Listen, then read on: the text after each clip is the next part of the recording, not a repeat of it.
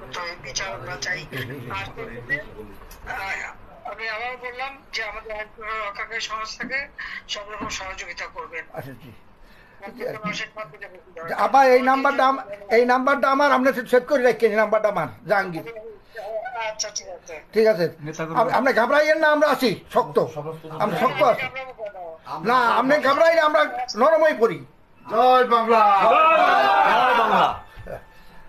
আবার আপনি আমি ঘাবড়াই নাই।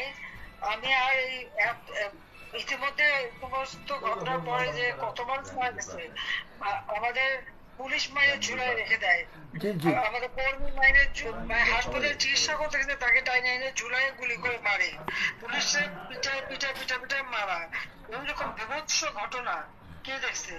আর যতগুলি আমি দেখলাম মনে হলো পুলিশ গুলি করলে তো ছলা গুলি হতো, সেটা তো দেখা যাচ্ছে সব বুলেট এবং খুব কাছে থেকে পাওয়া।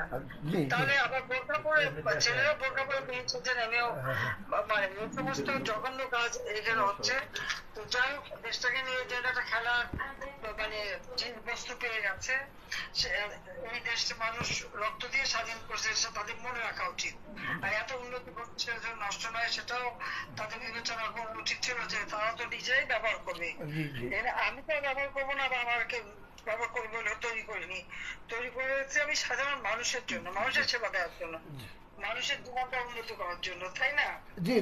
কাজে আপনারা যেভাবে আছেন আমার মনে হয় সবাই থাকেন, আর আপনারা ব্যবস্থা যথাযথ মর্যাদার সাথে পালন করেন। শেখ হাসিনা ভয় নাই,